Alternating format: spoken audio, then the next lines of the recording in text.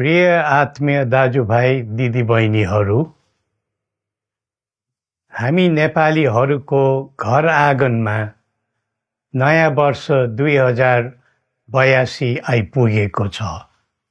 नयाँ घाम, नयाँ ज्योति, नयाँ उत्साह लिएर आएको नयाँ वर्षको उपलक्ष्यमा देश तथा विदेशमा रहे बसेका सम्पूर्ण नेपालीहरूको सुख र शान्तिको मङ्गलमय शुभकामना।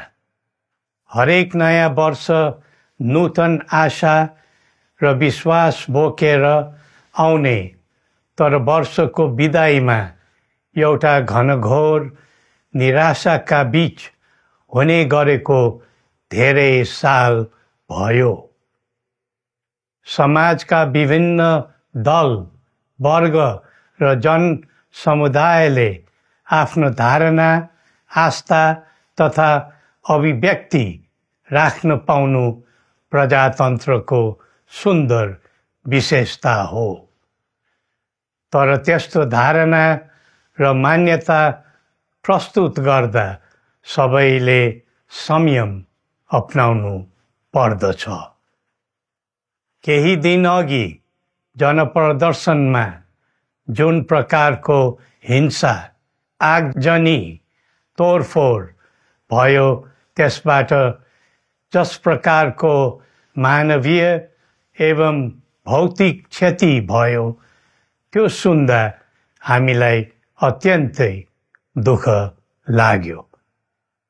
नागरिक स्वतन्त्रता भन्दा ठुलो तन्त्र वा वाद हुँदैन। वास्तविक प्रजातन्त्र त्यहाँ हुन्छ जहाँ राम्रो, नराम्रो, जनगुनासो वा गुणगान सुन्ने परम्परा र संस्कार हुन्छ। नेपाली जनतामा देश र भविष्यलाई लिएर जुन खालको जागरुकता पैदा भएको छ, त्यसलाई हामीले सकारात्मक रूपमा लिएका छौँ। वास्तवमा नेपाली जनतामा रहेको देशभक्तिपूर्ण भावना विश्वमै अनुकरणीय र अनुसरणीय छ। देशलाई विद्यमान जटिलताबाट मुक्त गराई शान्त, स्थिर र समृद्ध मुलुक बनाउने जागरुकता जुन पैदा भएको छ, नयाँ वर्ष 2082 मा नेपाली जनताको चाहना अनुसारको परिणाम हासिल हुने विश्वास थपिएको छ। मुलुकमा व्याप्त अशान्ति, अराजकता, निराशा र असन्तुष्टिबाट आम नेपालीलाई मुक्त गर्न नेपालको राज संस्थाले जहिले पनि योगदान पुर्याउँदै आएको विदितै छ। राष्ट्रियता र प्रजातन्त्रलाई मूल कार्य मान्दै जनभावना बमोजिम चल्ने बहुदलीय प्रजातन्त्र र संवैधानिक राज संस्थाको परम्परामा हाम्रो मान्यता रही आएको छ। वर्तमानमा बदलिँदो जनचाहनाको पनि कदर गरी राज्य शक्तिको स्रोत जनता नै हुन् भन्ने मन्जुरी सदैव स्थापित हुनु पर्दछ। राष्ट्र निर्माता श्री 5 बरामहाराज धीराजको दिव्य उपदेशलाई नै अबको राज्य सत्ताको मूल मन्त्र सोच्नुमा के होला? सन्तुलित कूटनैतिक सम्बन्ध र आत्मनिर्भर नेपालको परिकल्पना नै पृथ्वी पथको मूल सार हो। यही नै राजनीतिको मूलधार हुनु पर्ने हो। विश्वको बदलिँदो परिस्थितिलाई मनन गर्दै विश्वव्यापीकरण र स्वतन्त्र व्यापारका आधारहरूलाई चुनौतीको रूपमा लिँदै चरम आर्थिक मन्दी भोग्नु परिरहेको अहिलेको सन्दर्भमा नेपाल जस्ता विकासोन्मुख देशले आत्मनिर्भर अर्थतन्त्र निर्माणको कार्यमा अर्जुन दृष्टि लगाउनु पर्ने समय आएको छ। स्वदेशी स्रोत साधनको प्रयोगले स्वदेशमै उत्पादन गरी स्वदेशमै खपत गर्दै आन्तरिक अर्थतन्त्रको चक्रभित्रबाटै मुलुकको समग्र अर्थतन्त्र आत्मनिर्भर र चलायमान गराउनु पर्ने विश्व परिवेश निर्माण हुँदैछ भन्ने सङ्केतहरू देखा परिरहेका छन्। विश्वकै उत्कृष्ट यो भूमिमा बाँच्न समेत गाह्रो हुने स्थिति पैदा भएपछि बढ्दो युवा पलायनलाई रोकी युवा शक्तिको श्रम र सिपलाई स्वदेशमै उच्च उपयोग गर्नु पर्दछ। युवा स्वरोजगारको निम्ति अवसरहरूको खोजी गरी नेपालमै आय आर्जन गर्न सक्ने वातावरण तयार गर्नुपर्ने आजको पहिलो आवश्यकता बनेको छ। सबै नेपालीको तन, मन र ध्यान त्यसैमा लगाउनु परेको छ। विश्वभरि छरिरहेका नेपालीहरू एकताका सूत्रमा बाँधिन अब ढिला गर्नु हुँदैन।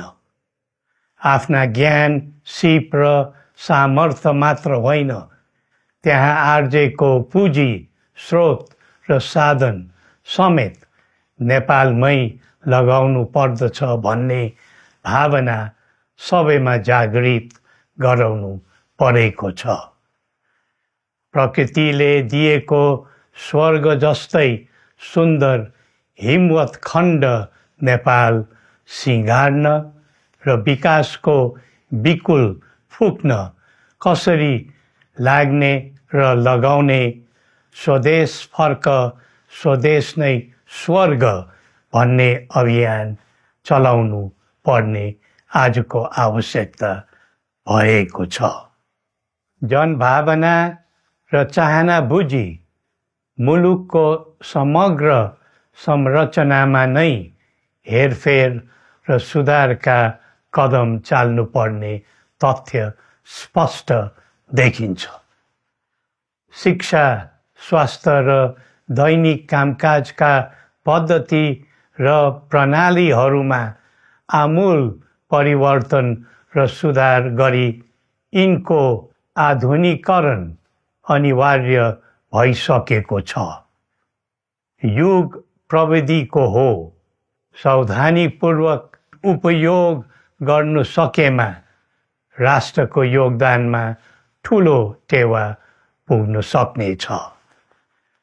सुशासन र भ्रष्टाचार मुक्त प्रशासन मूल नारा हुनु पर्दछ।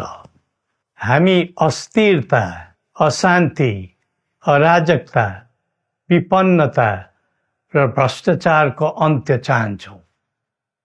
त्यसका निम्ति नेपाली जनताबाट हुने हरेक प्रयासहरूमा एकबद्धता रहनेछ।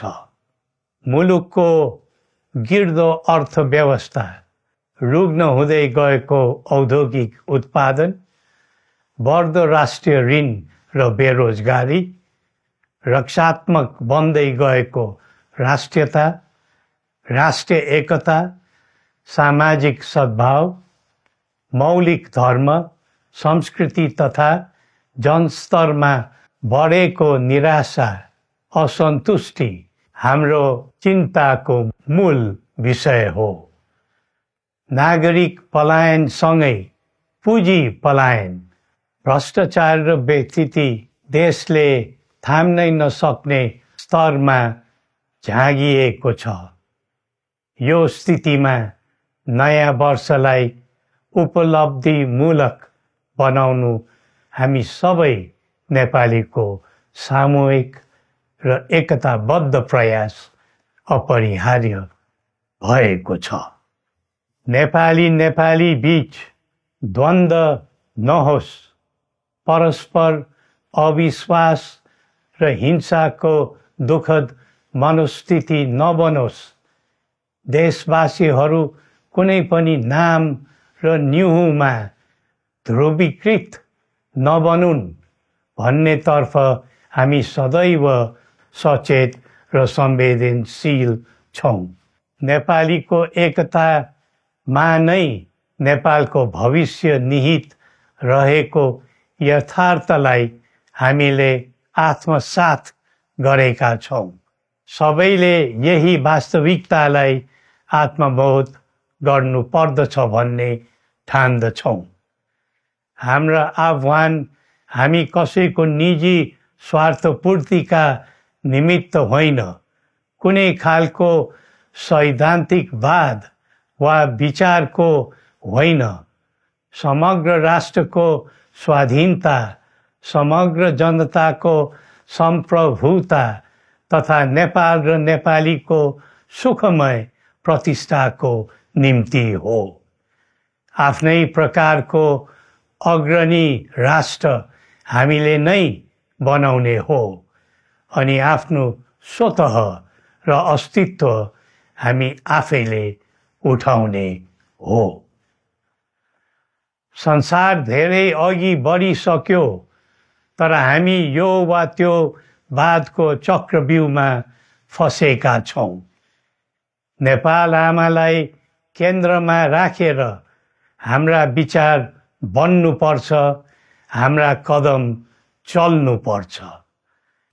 हरेक समस्याको समाधान संवाद, सहमति, समन्वयन र सहकार्यबाट हुन सक्छ।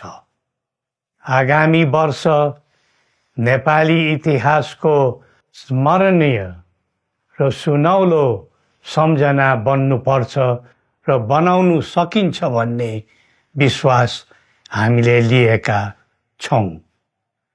नयाँ वर्षले नयाँ आशा, उमङ्ग र उत्साह ल्याओस् अनि नेपालीको सुनौलो भविष्यको सुनिश्चितता होस्। श्री पशुपतिनाथले हामी सबैको कल्याण गरून्। जय नेपाल।